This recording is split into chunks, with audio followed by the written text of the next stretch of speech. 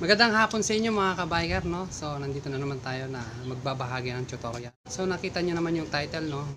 Itong voltmeter kung paano natin ikabit. Simple lang to, pero hindi naman lahat ng nagmumotor, mahilig sa motor, alam ikabit to. So challenge to. Kaya itong tutorial ko ngayon, may nagre-request ng ganito. So hindi ko pa siya sinagot kasi nga nasa list ko. Kasi pag sinagot ko siya, alam niya na kung saan kakabit. Kaya sinama ko sa list ko itong voltmeter para meron tayong may vlog. Napakasimple lang ng tutorial ko ngayon, no? Sa kadahilanan namamaga yung daliri ko, no? So yan. Yan. Naipit ako ng gate. So yan ang sakit. Kaya pinapagaling ko.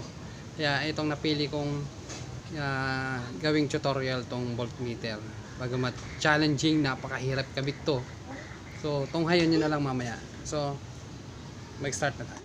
So bago tayo magsimula, no, papakita ko muna sa inyo itong pagkakabitan natin. Ito, yun naman, OC 125.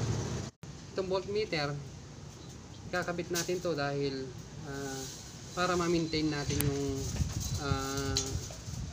natin yung volts ng ating battery. Kung nagkakarga ba yung nakakargaan ba yung battery natin, kung drain na ba o healthy pa yung ating volts ng ating battery. So itong hawak ko na voltmeter, ang gagawin nyo lang is balatan nyo na yung mga wires nya. So ganito kahaba na wires.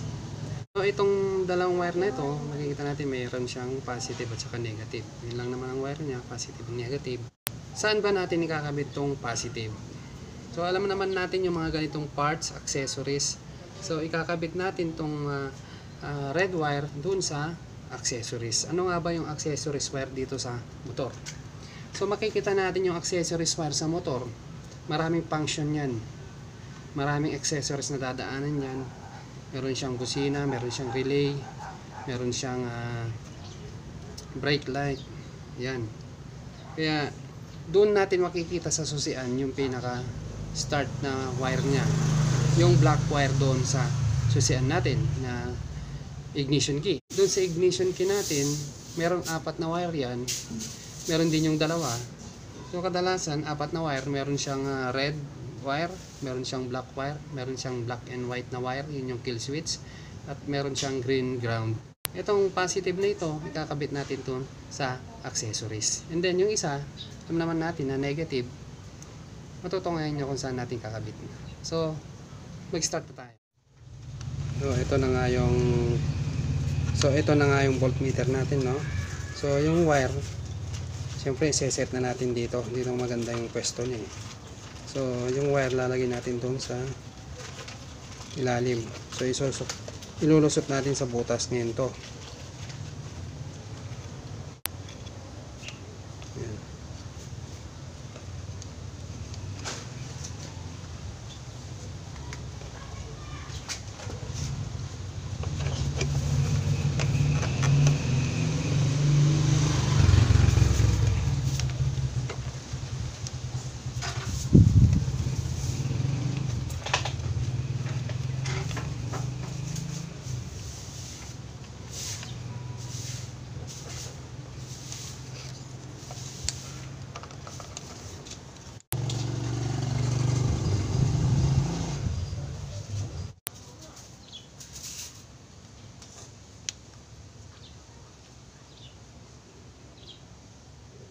So yan, pwesto muna natin at ihanap muna natin yung connection ng wirings.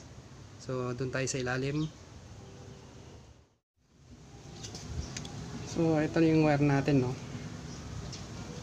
So saan ko ba napili ikabit ito? So dito sa may busina. Yan. Mapapansin nyo, meron ditong wire na black tsaka light green, sky green o light green. Yan, may green wire doon at saka black wire dito. So dito natin kakabit yung red wire. Itong black wire na to na napunta dito sa busina, galing ito sa accessories. Yan. So tanggalin na natin.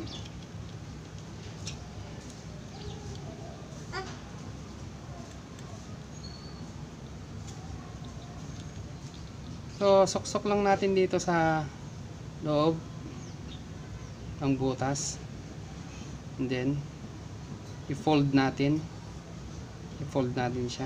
Yan, naka-fold. Then pag naka-fold ng ganyan, hawakan natin dito para iipit, then suksok natin ulit.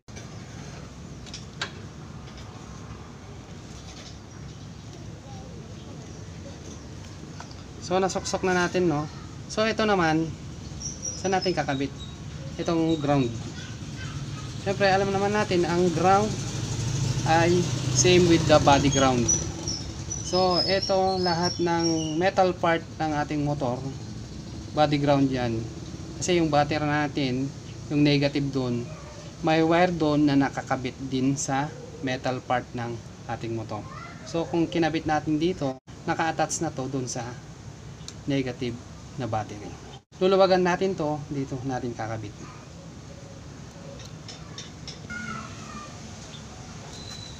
So luluwagan natin to, no, para ito ikabit natin dito. Ito ang gagamitin natin, 10mm na wire ends.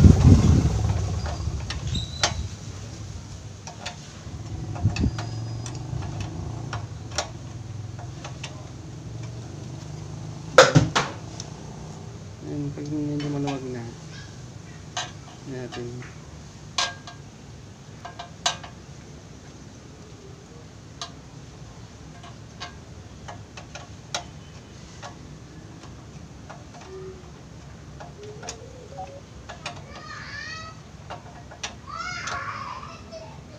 yan. So nakabit na natin, no.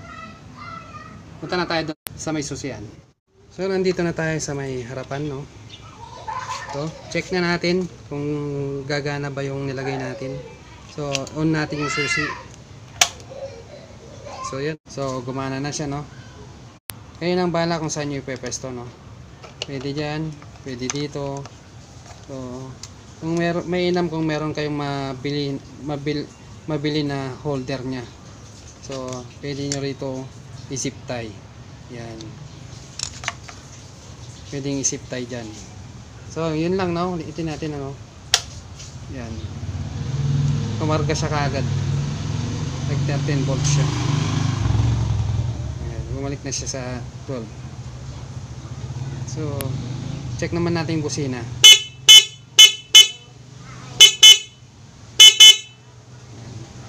Hindi siya apektado sa busina. So yun, no, normal lang siya na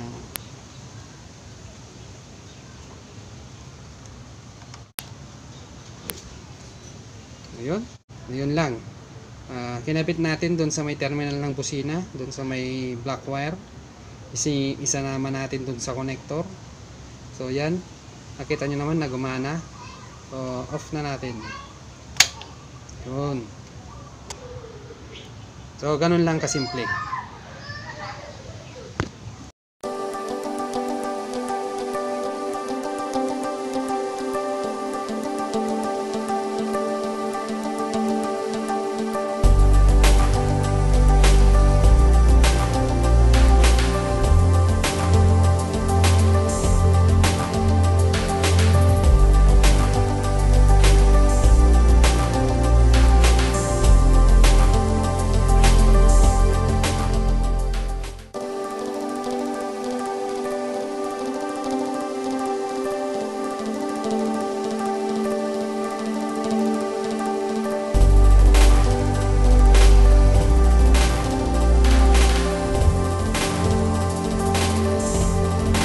So yun mga kabiker, no, natapos na natin kung paano magkabit ng voltmeter sa napakasimpleng paraan.